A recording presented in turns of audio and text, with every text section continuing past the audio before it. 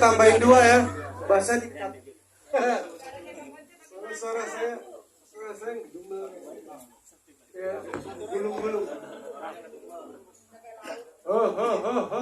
Ini kok gulung-gulung gini suaranya. Tukar aja nah. Saya menyalun. Nah, ini bagus.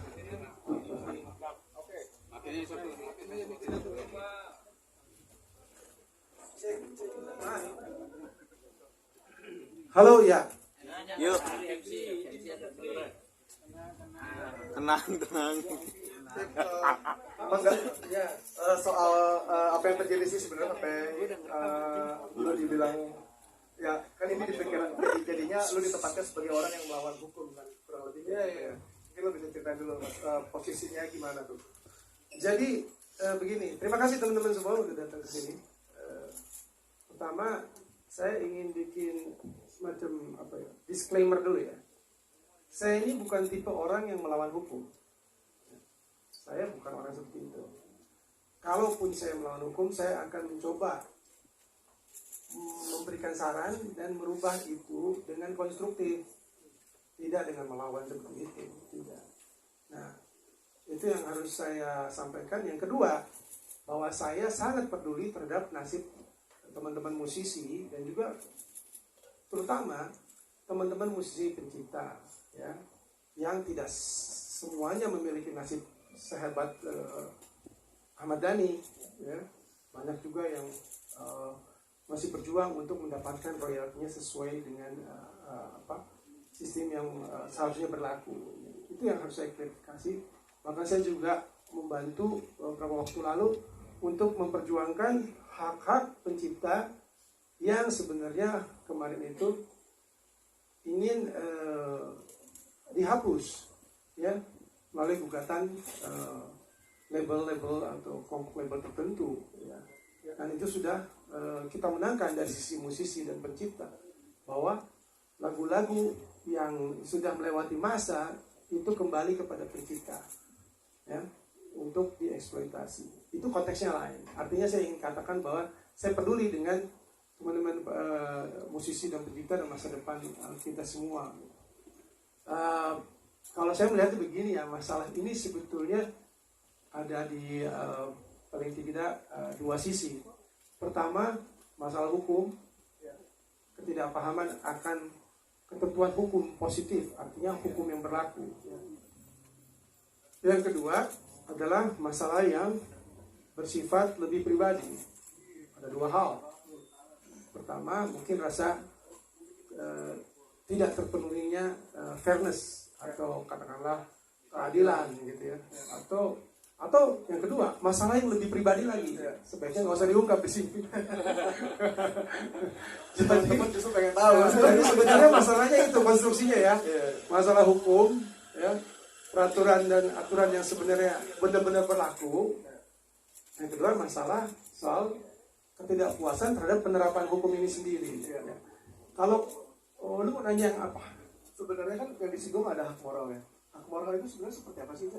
Tergantung mau lihat dari konteks mana. Kalau ya kita ngomong sebagai orang awam, masyarakat awam, mungkin akan menafsirkan hak moral itu ya hak yang berurusan dengan perasaan kita gitu ya. Lu pakai lagu gue, ya sebatasnya dong, lu bayar gue. Ya. Itu hak moral dalam konteks masyarakat biasa. Ya. Tapi dalam konteks undang-undang hak cipta, hak moral bukan seperti itu. Hak moral itu adalah hak yang melekat pada pencipta untuk namanya dicantumkan. Kemudian hak supaya ciptanya itu tidak dirubah seenaknya sehingga mendegradasi derajatnya gitu atau dibikin lucu-lucuan dan sebagainya. Estetikanya diutak-atik sampai hancur luar biasa seperti itu. Itu dia punya hak moral. Itu namanya hak moral menurut konteks undang-undang. Jadi gimana kita melihatnya gitu ya. Artinya kalau bicara hak moral, siapa sih? Memang ada disebutkan hak moral ya, Mas Dhani. Ya, mungkin dia ingin mengatakan yang pertama, dia harusnya ngomong gitu. Ya, tapi dia sendiri nggak pernah ngomong dengan saya. Tiba-tiba dia memberikan larangan teks, bukan? Dulu pernah memberikan lewat lawyernya untuk manajemen saya membayar sejumlah uang Oh, sempat ditagih berarti. Tapi ya? ketika diklarifikasi, dia bilang dia tidak menyuruh lawyer itu, Oh. ya, untuk menagih sejumlah uang, ya kan? Yang jumlahnya besar gitu. Untuk setiap lagu yang saya bawakan. Ketika itu konteksnya sebelum JIS ya, sebelum Jakarta International, Jakarta Stadion. ya apa yang main di stadion itu. Jadi memang saat itu ada pembicaraan atau hampir mengerucut kepada pembahasan soal sebenarnya itu maunya apa sih gitu kan. Cuma saat itu saya tanya ke manajemen saya, dia tidak ingin meneruskannya. Dia sudah mengerti bahwa ini semua melalui mekanisme LMKN. Saya sendiri teks kok. Ya. Dan ini melalui mekanisme LMKN dan aturan yang berlaku. Dan itu yang memang diatur oleh undang-undang hak cipta gitu ya Mas. Iya. Tapi saya juga sebutkan ke Mas Dhani gitu kan bahwa saya terbuka sebagai pribadi, kita sebagai teman untuk bicara dalam konteks pertemanan. Ya. Saya ada catatannya gitu kan. Ya. Artinya tidak semerta-merta tertutup. Cuman memang kita ini belum ada kata sepakat di mana. Tapi sekali lagi aturan memang tidak seperti itu. Aturan yang ada adalah bahwa saya tidak bisa dipersalahkan seperti itu, apalagi dipidana.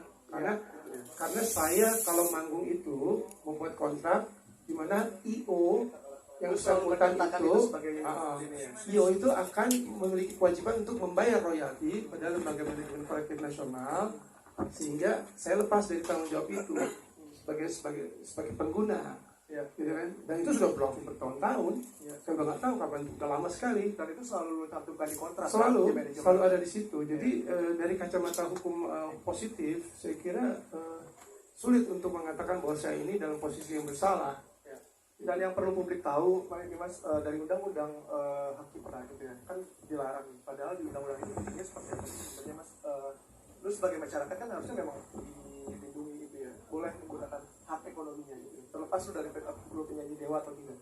Kan terlepas lu dari penyanyi dewa atau tidak, gitu kan. Setiap orang tuh boleh sebagai masyarakat, Mbak.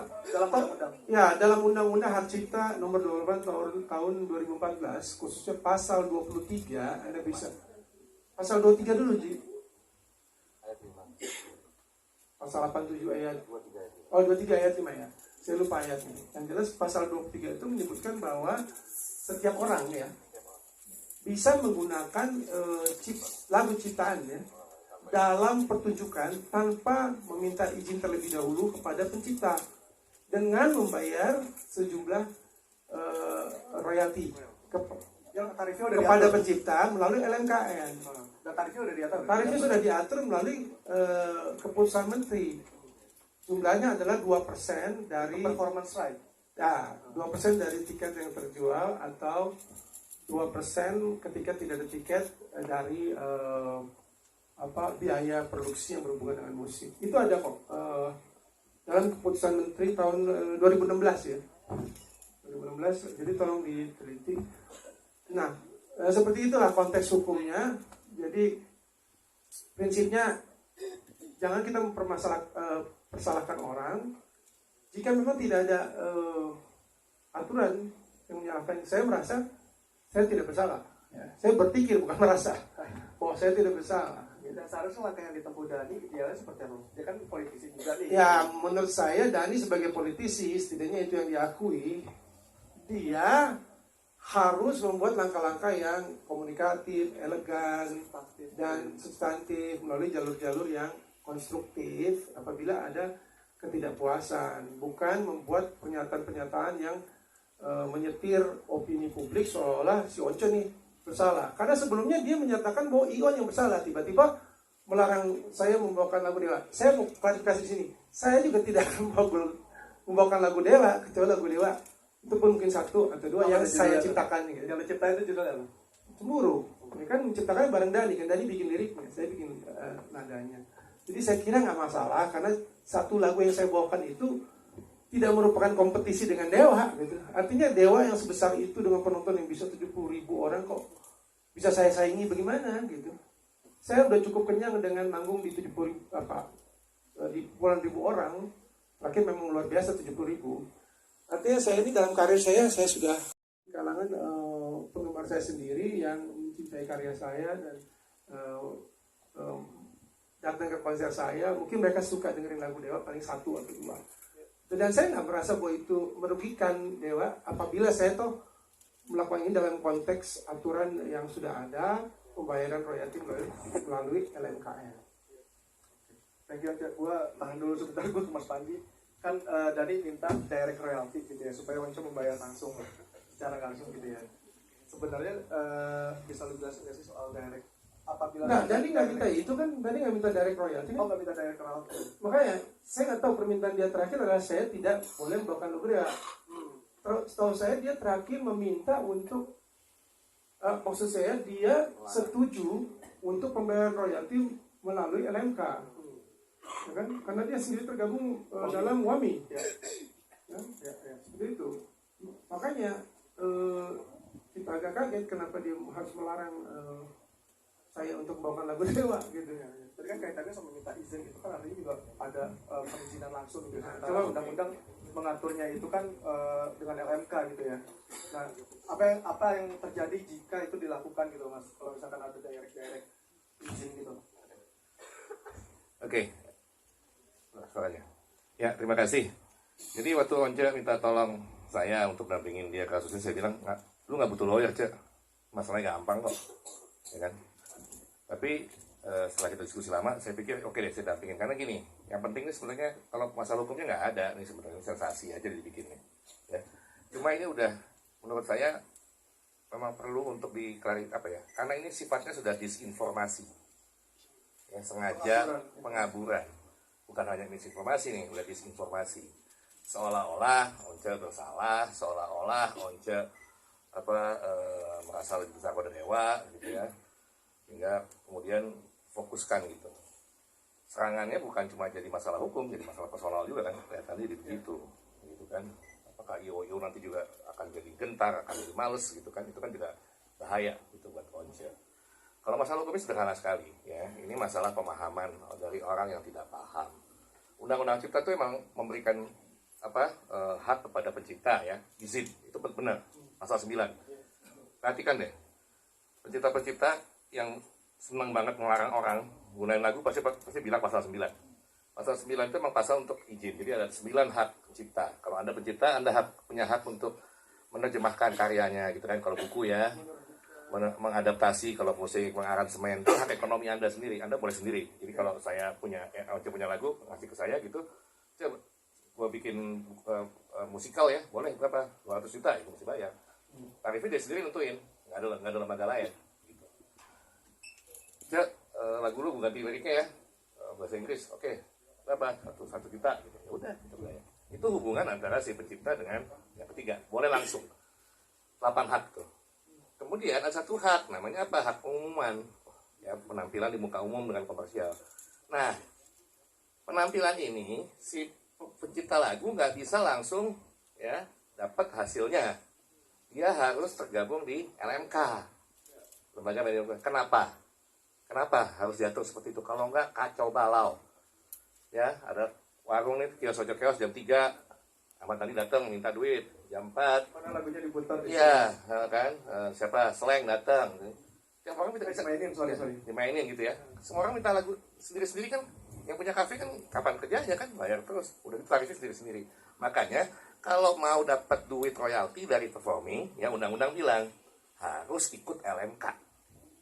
Dan kita tuh udah ada banyak LMK. Ada 11 LMK. LMK 11 terus dibikin namanya LMKN. Gitu. Jadi setiap orang yang mau dapat duit dari royalti, kalau lagunya dimainin di muka umum, konser, ya apalah segala macam, itu dia harus masuk di LMK. Nanti LMK yang mungut duitnya dari para penyelenggara. Nanti LMK baru bayar ke si pencipta. Itu mekanismenya, ya, satu. Nah, itu kan cuma soal royalti, pasti nanya gitu dong teman-teman. Izin gimana? Enggak termasuk izinnya. Jadi waktu si pencipta ngasih ke surat kuasa ke LMK buat mungut royalti, dia kan udah ngasih izin lagu itu diputar, ya nggak? Gimana lagu bisa diputar kalau lagu yang nggak dimainin dulu? Jadi artinya kalau pencipta ya nggak mau lagunya dimainin, jangan bikin lagu. Itu aturannya. Dan ini bukan penafsiran saya, karena pasal 23 ayat 5 jelas bilang setiap orang dapat melakukan penggunaan secara komersial ciptaan dalam suatu pertunjukan tanpa meminta izin terlebih dahulu kepada pencipta dengan membayar imbalan. Ya. Jadi pasal 9 bilang harus izin. Pasal 23 bilang tidak memerlukan izin kalau untuk performing. Ya. Jadi sifatnya jadi itu yang pasal 9 khusus, umum, pasal 9 khusus. Kan hukum ada yang gitu kan? Jadi gini misalnya, kita bikin aturan. Makan malam setiap hari nggak boleh lebih dari jam 7 malam. Terus ada pasal di bawahnya, kecuali hari Rabu, kita boleh makan malam sampai jam 12 malam. Pertanyaan saya, pasal yang di bawahnya hari Rabu ini bertentangan nggak sama di atas? Enggak. Cuma dia perkecualian.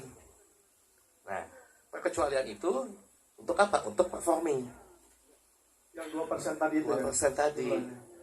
Dan jadi kalau orang cuma baca pasal 9 itu undang-undang kita punya hak mutlak segala macam, tapi nggak mau baca pasal 23, nggak mau pasal 8, sesat lah dia. Kalau kita baca undang-undang kayak atau baca kitab suci nggak lengkap, ya sesat lah kita, jadi ekstremis lah kita. Ini yang terjadi. Jadi masalahnya sederhana sekali. Apakah Once bersalah? Ya baca undang-undang yang benar dong, gitu. Once kan nyanyi lagu, nggak perlu izin, pasal 23 udah ada kok. Kecuali gini, kecuali itu kalau aku gandain ya, kopi ya itu nggak boleh, itu lain. Kalau ya, performing boleh. Perlu izin apa enggak? Enggak. Terus boleh kan dia ngelarang? Ya kalau dia nggak larang, ya lagunya nggak dimasukin ke LMK atau jadi memang begitu hukumnya. Jadi jangan karena dia nggak ngerti, dia nggak suka, terus dia bikin hukum sendiri. Kalau memang dia nggak terima dengan pasal 23 ayat 5 ini, pasal 87 ini, ya ke MK aja batalin. Ya, tapi ya, jangan Anda nggak paham hukum, ya, terus Anda nggak suka sama hukumnya, Anda nyalain Once, Anda nyalain ego. Dan menurut lu nih yang dilakukan dari intimidasi Aja ya, karena kita kan tahu ya ada orang-orang yang memang suka sensasi gitu ya. Tapi kalau dari Once sih, aku sih katanya Once, Cok, intimidatif nggak Cok? Atau udah ada belum IO yang nggak jadi atau gimana? Nggak tahu. impactnya dari situ itu. Mungkin lo bisa lanjutin. Ya belum tahu kan, ini kan relatif baru ya. Nanti saya lihat ya, mungkin kalau ada IO yang jadi khawatir ya kita lihat saja nanti gimana. Mungkin kita mesti kasih pemahaman bahwa saya akan bawakan lagu paling banyak cuma satu. Lagu itu pun saya ikut menciptakan gitu ya. Jadi nggak perlu takut. Artinya kita ini dilindungi oleh undang-undang di negara ini. Kita bermasyarakat tunduk pada aturan-aturan yang berlaku, bukan tunduk kepada aspirasi masing-masing orang yang sedang melontarkan perasaan-perasaan yang tidak sesuai dengan aturan yang berlaku. Tapi gini aja, saya kira tadi apa yang dijelaskan Mas Panji udah cukup jelas nggak? Atau Mas Panji mau tambahin lagi? Ya, jadi memang seperti itu mekanismenya. Pasal 23 itu dan pasal 87 di Undang-Undang Hak Cipta itu merupakan lex specialis derogat lex generalis atau sesuatu yang khusus yang ada di atas yang umum dalam konteks Undang-Undang Hak Cipta nomor 28 tahun 2014. Masyarakat harus tahu bagaimana membaca undang-undang itu. Tadi seperti kata Mas Panji, jika kamu tidak tahu membaca undang-undang itu menjadi kacau sekali, penuh dengan pertentangan-pertentangan yang sebenarnya nggak perlu. Ya. Saya nggak mengatakan bahwa undang-undang itu sempurna. Yang sempurna itu hanya Bisa Tuhan. di judicial review kok. Ya kan? Bisa di judicial review. Apa? Judicial review. Kalau bilang judika sih. Judicial review itu bisa dilakukan ketika kita tidak merasa puas dengan satu aturan atau kita merasa ada pertentangan di antara undang-undang dan aturan-aturan yang berlaku. Itu bisa dilakukan. Tapi yang saya terus terang kecewa adalah pembentukan opini bahwa saya itu bersalah. Saya sama sekali menentang itu. Dan saya ingin katakan lagi, saya bukan tipe orang yang menentang hukum. Ya, saya ikut hukum. Bahkan kalaupun ada perubahan apapun dalam Undang-Undang Hak Cipta, kemanapun dia berubah, saya ikut. Kayak misalkan kalau tarifnya dari 2% meningkat, itu lo juga mau dukung. Iya dong. Karena kan kecil banget buat Kalau sudah penciptaan ketok dunia. palu oleh pemerintah, oleh DPR, kita Yang penting ikut. udah diusahain ya. Ya meskipun tentu kita bisa usahakan perubahan-perubahan yang konstruktif, artinya tidak destruktif. Ya. Artinya begini yang saya katakan, bahwa semenjak tahun 1991 ya sebenarnya kan pilihan hukum negara ini adalah membentuk satu mekanisme pembentukan pengumpulan royalti secara publik melalui lembaga manajemen kolektif. Itu bukan hal baru, itu dari tahun 90 ya 90 bahkan mungkin sebelumnya. Ya kan, arti rancangan itu adalah pilihan negara ini, pemilihan hukum yang dilakukan. Ada aturan-aturan yang sudah dirancangkan untuk menuju ke situ. Ya. Nah, memang ada mungkin keluhan. Misalnya tadi yang lo sebutin, misalnya mungkin 2% kurang tuh, ya kan? Ya. Dalam keadaan apa? Dalam keadaan kan ini belum berjalan secara keseluruhan di seluruh Indonesia. Ya. Saya Masih juga banyak setuju. yang belum Saya bayar. tegaskan ya, saya setuju untuk itu diperbesar. Kenapa? Karena 2% dari nilai tiket Ya. itu kecil ya. Ini paling tidak dalam hubungan dengan waktu sekarang. Ya. Ketika aturan ini belum berjalan secara masif. Ya. Artinya hanya sedikit yang terkumpul. Akibatnya apa? Bukan hanya pencipta saja yang dapat sedikit, tapi lembaga pengumpulnya juga dapat uang sedikit. Ya. Ya. Jadi ini bukan saya mendorong, tapi kita bisa pertimbangkan untuk Bisa konsolidasi lah. dinaikkan, diperbaiki melalui konsolidasi kita semua stakeholders yang ada di industri musik, apakah itu pencipta, organisasi penyanyi atau IO, promotor. Kan mungkin promotor nggak gampang terima itu. Dia bilang mungkin waduh kemahalan dong. Nah ini harus dikonsolidasikan dulu.